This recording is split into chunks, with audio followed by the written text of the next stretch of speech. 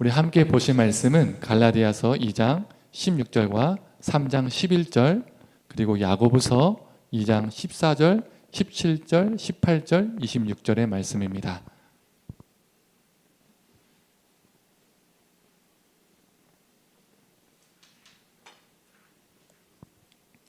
우리 먼저 갈라디아서 말씀 읽고 그 다음에 야고보서 말씀 읽도록 하겠습니다. 먼저 갈라디아서 말씀입니다. 사람이 의롭게 되는 것은 율법의 행위로 말미암이 아니요 오직 예수 그리스도를 믿음으로 말미암는 줄 알므로 우리도 그리스도 예수를 믿나니 이는 우리가 율법의 행위로서가 아니고 그리스도를 믿음으로써 의롭다함을 얻으려 함이라. 율법의 행위로서 의롭다함을 얻을 육체가 없느니라.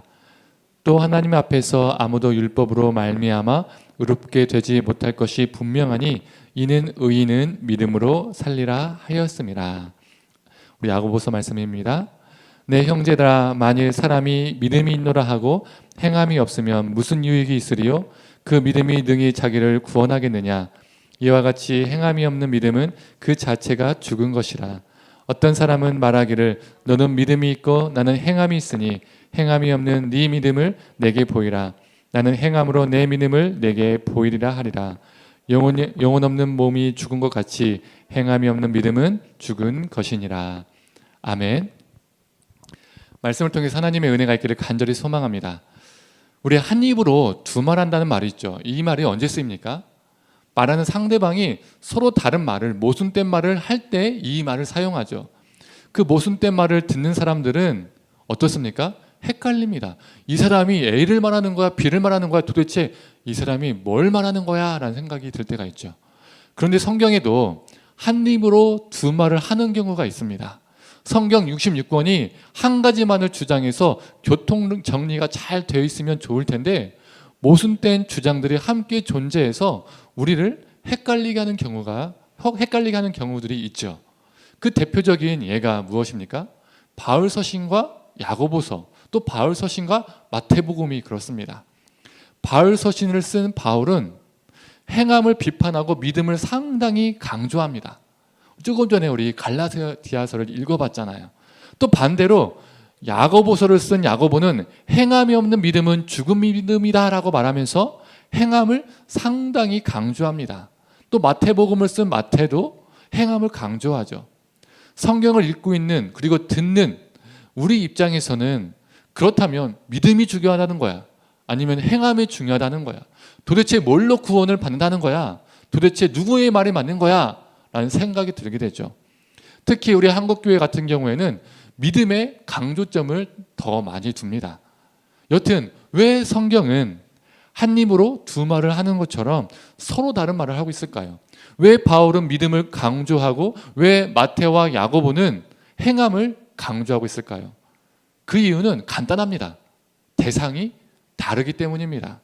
제가 이전에도 비슷한 예를 든 적이 있는데요. 그때는 마른 사람과 고도 비만의 사람으로 예를 들었는데 이번에는 운동으로 한번 예를 들어보겠습니다. 한 명은 운동을 너무나 과하게 해서 자주 다치는 사람이 있습니다. 또 반대로 다른 사람은 운동을 너무 안 해서 허약 체질인 거예요. 그래서 두 사람에게 조언을 하는 거죠. 첫 번째 사람에게는 그렇게 심하게 운동하면 오히려 몸이 상한다. 골병 들어 운동 좀 자제해서 해 라고 말할 수 있죠. 또 두 번째 사람에게는 너무 허약해 보여. 야, 몸에 근육 좀 있냐? 뼈밖에 없다. 바람 불면 쓰러질 것 같아. 운동 좀 해 라고 말할 수 있는 거죠. 운동 좀 자제해라. 이 말과 운동 좀 해라. 이 말은요, 표면적으로 단편적으로 보면요 서로 다른 말 같지만 결국에는요 이 말의 본질은 무엇입니까? 건강해라 라는 뜻이죠. 대상이 달라서 다르게 표현했을 뿐 본질은 같다는 겁니다. 한 입으로 두 말을 하고 있는 것이 아니라 동일한 말을 하고 있다는 거죠. 이와 같이 바울이 말하고 있는 대상과 야고보가 말하는 대상이 달라서 다르게 들릴 뿐 실제 본질은 동일합니다. 먼저 바울 서신을 보면 바울은 행위를 비판하죠. 특히 갈라디아서는 갈라디아 교회 성도들 향해서 상당한 질책을 하면서 행위를 비판합니다. 우리 갈라디아서 2장 16절 말씀을 보겠습니다. 사람이 의롭게 되는 것은 율법의 행위로 말미암이 아니요 오직 예수 그리스도를 믿음으로 말미암는 줄을 알므로 우리도 그리스도 예수를 믿나니 이는 우리가 율법의 행위로서가 아니고 그리스도를 믿음으로써 의롭다함을 얻으려 함이라. 율법의 행위로서는 의롭다함을 얻을 육체가 없느니라. 갈라디아 지역은요 이방 지역이었죠. 그래서 갈라디아 교회는 이방인들로 이방 성도들로 구성된 교회였습니다. 바울은 예루살렘이 아닌 이방 땅에서 여러 교회를 개척했고 또 그 개척한 교회에서 계속 머물면서 사역했던 것이 아니라 순회 목회를 하면서 사역을 했었던 사람입니다.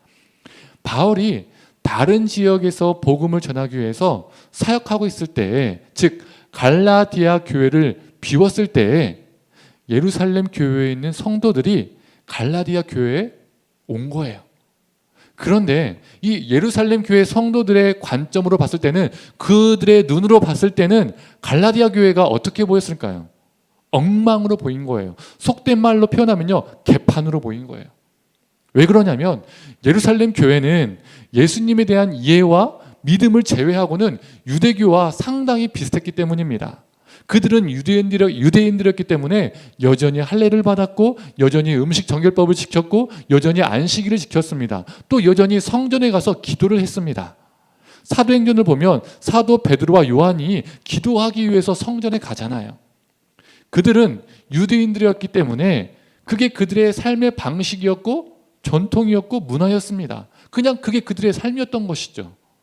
이러한 그들이 봤을 때 이방인 교회인 이 갈라디아 교회는요 엉망인 거예요. 율법에 대해서 아무것도 모르고 율법에 대해서 아무것도 지키지 않고 있으니까요. 그래서 바울이 갈라디아 교회를 비웠을 때 이 예루살렘 교회에서 온 사람들이 갈라디아 성도들 향해서 너희도 우리처럼 할례를 지켜야 하고 음식 정결법을 지켜야 하고 안식일과 같은 여러 절기들을 지켜야 한다라고 가르쳤습니다. 그래야 우리처럼 하나님의 백성이 된다라고 가르친 거예요. 이 가르침을 듣고 갈라디아 성도들 중에 그렇구나, 율법을 지켜야 우리도 저들처럼 온전한 하나님의 백성이 되는구나, 이렇게 믿게 된 사람도 있었고 또 그렇게 행하는 사람들이 생기기 시작했던 거죠. 율법을 지키기 시작했던 거예요. 그런데 갈라디아 성도들은 어떤 사람들입니까? 태생적으로 유대인들이 아니에요. 그래서 그들은 율법을 지킬 필요가 없습니다. 그럼에도 그들은 율법주의에 빠지게 된 거죠. 이 소식을 듣고 바울이요 어땠을까요? 화가 났습니다. 화가 나서 쓴 편지가 바로 갈라디아서입니다. 그래서 갈라디아서를 보면요 상당히 문체가요 거칠어요. 율법주의에 세뇌된 갈라디아 성도들요 엄청나게 책망합니다. 이 바울이요 갈라디아 성도들 향해서 어리석도다 갈라디아 사람들아 라고 우리 성경에 이렇게 기록되어 있거든요. 그런데 요즘 말로 표현하면요 이런 말이에요. 이 바보 멍충이들아, 이렇게 말하고 있는 거예요. 바울은 율법을 엄청 비판합니다. 율법의 행위가 본질이 아니라 믿음이 본질임을 말합니다. 강조합니다. 그런데 우리가 기억해야 할 것은 바울은 율법 자체나 율법 행위 전체를 부정한 게 아니에요. 사도행전에 보면 바울도요 나시린으로서 서원한 적이 있습니다. 그리고 나시린 정결 의식도 행했습니다. 즉 바울도요 율법을 행했던 사람입니다. 만약 바울이 율법 자체를 부정한 것이라면, 율법 전체를 부정한 것이라면 모세오경은 대부분 폐기되어야 해요. 우리는요 이 모세오경을 볼 필요가 없는 거예요. 우리는 십계명도요 지킬 필요도 없는 거예요. 바울이 부정한 율법의 행위는 모든 것을 부정한 것이 아니라 할례, 음식 정결법, 안식일과 같은 절기 준수 등의 특정 율법의 행위였습니다. 그 특정한 율법 행위들을 지킨다고 구원받는 게 아니라는 거죠. 그것들이 하나님의 백성이 되는 본질이 아니라고 바울은 강조합니다. 제가 아침 묵상 때도 언급했지만 바울이 쓴 로마서와 갈라디아서를 보면 전반부와 후반부로 나뉩니다. 전반부에는요 이신칭의와 같은 믿음으로서의 구원을요 계속 강조합니다. 그리고 그 전반부가 끝난 다음에 후반부부터는요 실천에 대한, 삶의 실천에 대한 것을 강조합니다. 바울은 믿음으로 구원받은 자들의 삶, 즉 믿는 자들의 행함에 대해서도요 이야기를 하고 있어요. 강조하고 있어요. 믿음만 강조하고 있는 것이 아니라 행함, 실천도 강조하고 있다는 거죠. 즉 바울은 모든 행함을 부정하지 않습니다. 바울이 말하는 믿음은 나 예수 믿어, 이게 믿음이 아니라 예수 믿어 거룩한 행함으로까지 가는 것을 믿음으로 보고 있습니다.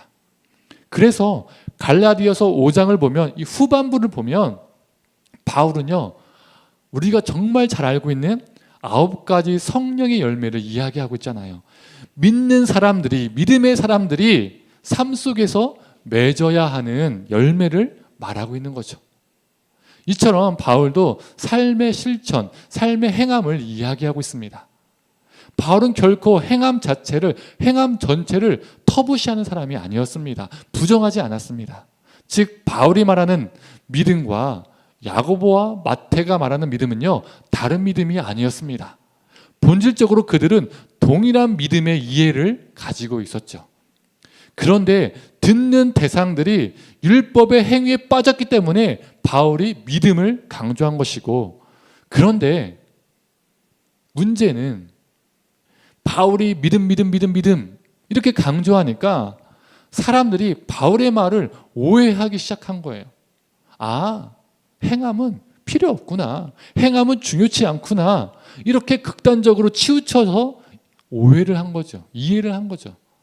여기에서 헬라적 사고가 한몫을 했습니다. 그 당시 사람들은 로마의 지배 아래에 있었기 때문에 헬라 철학, 헬라 사고, 즉 그리스 철학 아래에 물들어 있었습니다.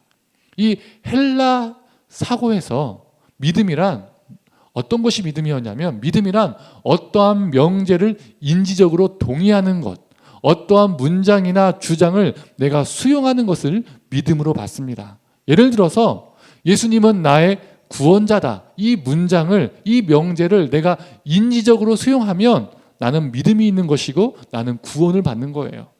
이 헬라적 사고에서 믿음이란 문장, 명제를 인지적으로 수용하는 것이기 때문에 나의 삶이랑은요 상관이 없습니다.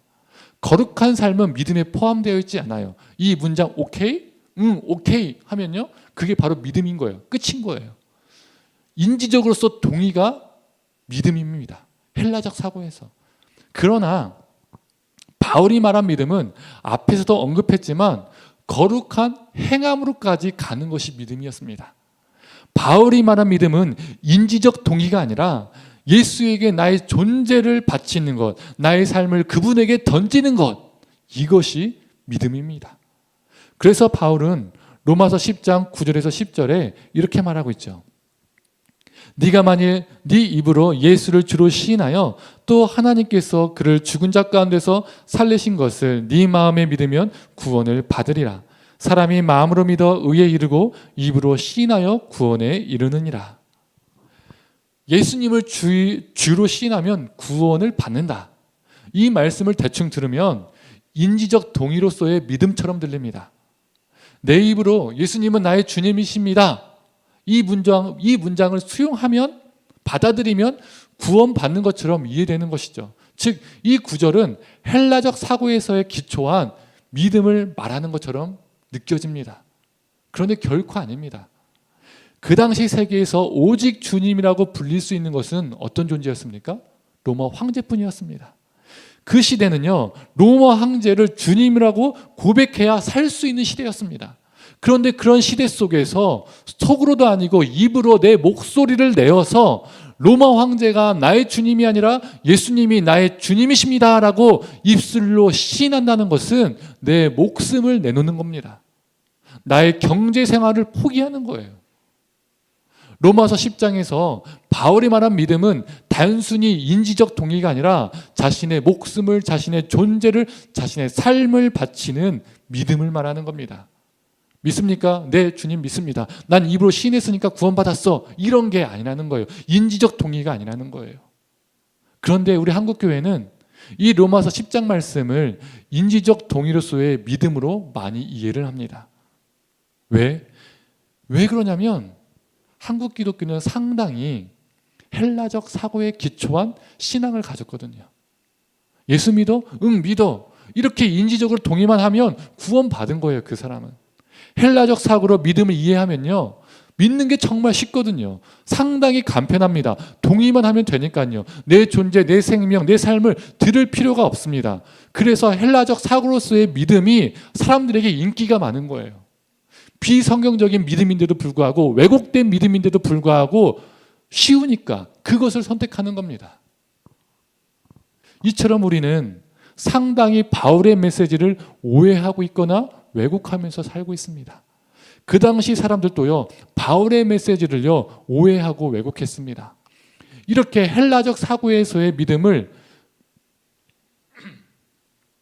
인지적 동의라고 잘못 생각하는 사람들을 향해서 책망한 사람들이 바로 야고보와 마태입니다. 마태는 인지적 동의가 믿음이 아니야. 입으로 주여 주여 외친다고 시인한다고 천국 가는 것이 아니야. 삶의 열매가 착한 행실이 우리 삶 가운데 있어야 해 라고, 이게 믿음이야 라고 말했던 사람이 바로 마태죠. 그리고 야고보는 어떻게 말합니까? 오늘 본문의 말씀이죠. 2장 14절, 17절, 18절, 26절의 말씀입니다. 내 형제들아, 만일 사람이 믿음이 있노라 하고 행함이 없으면 무슨 유익이 있으리요? 그 믿음이 능히 자기를 구원하겠느냐? 이와 같이 행함이 없는 믿음은 그 자체가 죽은 것이라. 어떤 사람은 말하기를 너는 믿음이 있고 나는 행함이 있으니 행함이 없는 네 믿음을 내게 보이라. 나는 행함으로 내 믿음을 너에게 보이리라 하리라.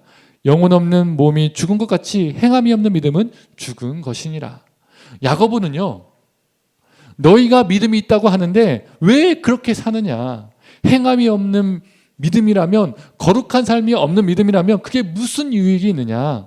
너희가 믿음이 있다면 너희 삶으로 그 믿음을 증명해봐. 난 내 삶으로 내 믿음을 증명하면서 살 거야. 행함이 없는 믿음은 죽은 믿음이야 라고 말하고 있는 것이죠. 즉, 믿음을 헬라적 사고에서 인지적 동의라고 여기는 그 사람들 향해서 질책을 하고 있는 겁니다. 인지적 동의가 믿음이 아니야. 존재를 드리는 믿음이 믿음이야 라고 말하고 있는 겁니다. 성도님들, 마태와 야고보가 말한 믿음과 바울이 말한 믿음과 이 믿음들이요, 다른 것 같습니까? 앞에서도 말했지만 본질적으로 동일합니다. 그들이 말하는 믿음은 존재를 다하는 믿음, 삶으로 살아가는 믿음이었습니다. 그런데 바울이 대하는 대상과 마태와 야고보가 대하는 대상이 다른 거예요. 한쪽은 특정 율법의 행위로 구원받고자 했기 때문에 바울이 믿음을 강조한 것이고, 또 다른 한쪽은 머리로만 동의하는 것을 믿음으로 생각하니까 야고보와 마태는 행함을 강조한 겁니다. 바울이나 야고보나 동일한 믿음에 대해서 이야기하고 있지만 대상이 달라서 강조점이 달라진 것이죠. 그렇다면 종교 개혁자들은 왜 믿음을 강조했을까요? 그들이 맞서 싸운 대상이 누구였습니까? 바로 로마 교황청이었습니다. 그 당시 중세교회는 특정 행위와 수많은 고행을 통해서 하나님께 다가갈 수 있고 하나님께 구원을 받을 수 있다라고 설파했었습니다. 그렇게 가르쳤습니다. 그래서 어떤 사람들은 채찍으로 자신의 몸을 때리고, 또 어떤 사람들은 무릎으로 수많은 계단을 오르고, 또 어떤 사람들은 수많은 금식을 통해서, 그런 수많은 고행을 통해서 자신이 구원받을 수 있다라고 믿었습니다. 또 어떤 사람들은 성지순례를 다녀와야 하고, 또 어떤 사람들은 면죄부를 사서 구원을 받을 수 있다라고 믿었죠. 이런저런 특정한 행위로 구원을 받으려고 노력했습니다. 중세 교회 상황이 딱 갈라디아 교회 상황과 너무나 비슷한 거예요. 딱 들어맞는 거예요. 중세 교회 사제들이 마치 예루살렘 교회에서 온 거짓 교사들과 같았다는 겁니다. 그래서 종교 개혁자들은 특정한 행위가 구원의 조건이 아니다. 하나님의 구원과 하나님의 백성됨의 핵심은 바로 믿음이다라고 외쳤던 겁니다. 그래서 그들에게 오직 믿음이라는 모토가 생긴 겁니다. 오직 믿음으로. 그런데 그들이 말하는 믿음은 머리로만 동의하는 믿음이 아니었습니다. 헬라적 사고의 믿음이 아니었습니다. 종교 개혁자들이 말하는 믿음도 존재를 다하는 믿음이었습니다. 왜 그렇죠? 그 당시 유럽 사회에서 교황의 말은 즉 하나님의 말과 똑같았습니다. 그런데 교황의 말을 어기고 기존 교회를 버리고 신교, 즉 개신교를 나의 종교로 갖는다는 것은 목숨을 내놓는 것이었어요. 학살을 당하고 죽임을 당하는 것이었습니다. 실제로 그 당시에 많은 사람들이 개신교라는 이유만으로 많이 죽었어요. 루터와 칼빈 같은 종교 개혁자들도 수많은 위협과 쫓김을 당하면서 살았습니다. 아무나 개신교에 들어오는 것이 아니었어요. 진짜 믿으려고 하는 사람들만이 들어오는 것이었어요. 나 예수 믿어, 그러면 천국, 이런 믿음이 아니었습니다. 복 받으려고 믿는 믿음이 아니었습니다. 오직 믿음을 외치기 위해서 그들은 자신의 존재를 드렸습니다. 자신이 그 믿는 것에 존재를 다했다는 거예요. 즉 그들이 말하는 오직 믿음은 존재를 다하는 믿음이었습니다. 그들이 만약 존재를 다하지 않았다면 종교 개혁은요 일어날 수 없었습니다. 또 만약에 일어났다 해도요 실패로 끝났을 겁니다. 그들이 존재를 다했기 때문에 종교 개혁이 일어났고 또 종교 개혁이 성공할 수 있었던 것이죠. 그런데 시간이 지남에 따라서 사람들이 또 착각을 하기 시작한 거예요. 종교 개혁가들이 말했던 믿음은 존재를 거는 믿음이었는데 그 믿음이 왜곡된 것이죠. 존재를 다하는 믿음에서 존재를 다하는 이건 빠지고 그냥 믿음만 남은 겁니다. 그냥 믿음만 강조하게 된 것이죠. 그래서 우리는 믿음을 어떻게 이해합니까? 앞에서 언급했던 것처럼 인지적 동의로서의 이해로 이해하는 경우가 많이 있어요. 우리 한국교회 교인들의 성도들의 대표적인 특징이 무엇이냐면 대부분 구원의 확신이 매우 강합니다.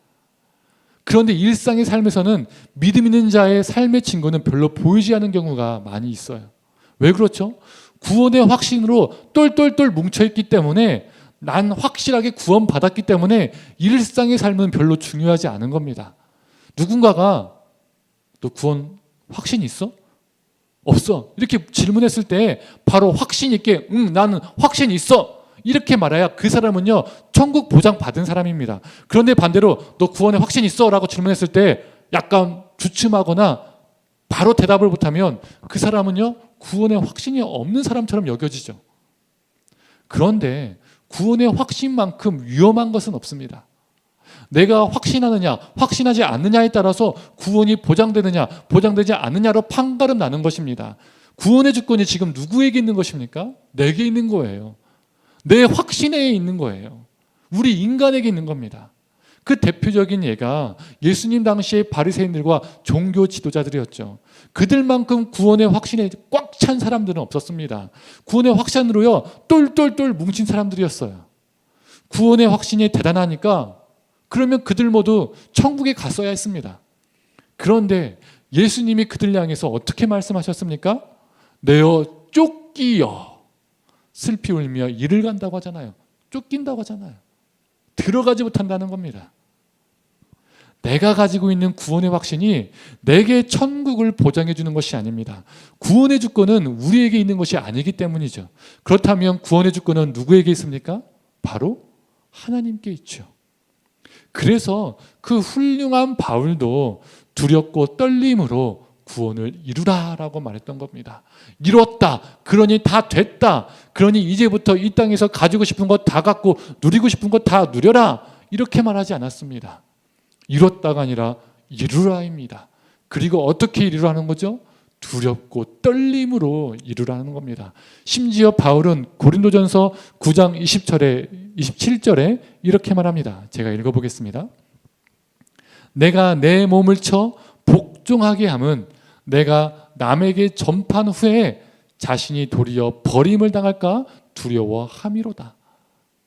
바울은요 하나님께 버림을 당할까 봐 두렵다라고 고백하고 있습니다. 우리 한국교회 믿음 구원관에서는 바울은요 매우 구원에 확신이 없는 사람입니다. 우리 한국교회 구원관에서는요 바울은 구원에 확신이 없어서요 천국 못 가는 사람입니다. 지옥 가야 돼요. 그런데 우리는 그게 아니라는 게 알잖아요. 내가 내 몸을 쳐서 복종하게 한다는 것은 바로 존재를 다하는 믿음을 말하는 거죠. 우리 하나님이 우리에게 원하시는 것은 구원의 자기 확신이 아니라 존재를 다하는 믿음입니다. 믿음에 관하여 우리 한국 교회에게 그리고 우리 각자에게 필요한 것은 저를 포함한 우리 모든 믿는 자들에게 필요한 것은 인지적 동의로서의 믿음이 아니라 존재를 다하는 믿음, 거룩한 삶이 있는 믿음입니다. 이제 말씀을 정리하겠습니다. 작년 설교에서도 제가 사도신경에 대해서 언급한 적이 있습니다. 우리는 매 주일마다 예배 때 사도신경으로 신앙 고백합니다. 오늘 예배 때도 사도신경으로 예배를 시작했죠. 신앙 고백이란, 이 사도신경을 신앙 고백이라고 하죠. 신앙 고백이란 또 무엇입니까? 믿음의 고백이죠. 이 사도신경에서 반복되는 문장이 있습니다. 그게 무엇입니까? 나는 믿습니다. 사도신경 라틴어 원문에 나는 믿습니다라는 문장은요, 라틴어로 크레도라는 뜻입니다. 크레도. 여기서 크레는 심장이라는 단어이고요, 도는 드린다라는 뜻입니다. 즉 심장을 드린다라는 의미를 가지고 있죠. 내가 주님을 믿는다는 것은 내 심장을 주님께 드린다는 것입니다. 내 심장을 주님께 드린다는 것은 무엇을 의미하는 겁니까? 내 생명을 드립니다. 내 존재를 드립니다. 내 삶을 드립니다라는 의미를 가지고 있습니다. 즉 내가 믿는다는 것은 너 예수 믿어? 나 믿어. 이런 게 아니라는 거예요. 내 심장을, 내 존재를, 내 삶을, 내 목숨을 드린다는 겁니다. 우리가 사도신경의 문장을 외우는 것은 좋지만 내 삶이 없는 신앙 고백이라면 단순히 달달달달 외운 문장을 매번 기계적으로 별 의미 없이 주문처럼 말하는 사도신경이라면 결국 이것 또한 인지적 동의로서의 믿음 고백으로 전락하는 겁니다. 인지적으로 달달달 외워서 말하는 것이니까요. 그러나 사도신경은 결코 인지적 동의가 아닙니다. 내가 창조주 하나님께 내 심장을 드립니다. 내가 우리 주 예수 그리스도께 내 심장을 드립니다. 내가 성령님께 내 심장을 드립니다. 예수 그리스도께서 나를 위해서 고난받으시고 죽으시고 부활하신 것을 내 생명을 바쳐서 믿습니다. 죄사함과 부활과 영생에 내 존재를 겁니다. 드립니다. 내가 믿는 그 모든 것에 내 생명, 내 목숨을 드립니다 라는 뜻입니다. 그래서 바울도, 야고보도, 마태도, 깔뱅도, 루터도, 수많은 종교 개혁자들도 자신이 믿는 주님께 자신의 삶을 투신했던 겁니다.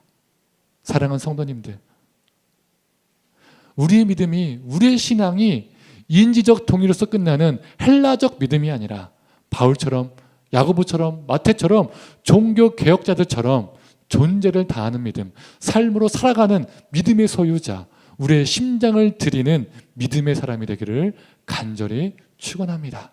함께 시간 찬양하고 기도하도록 하겠습니다.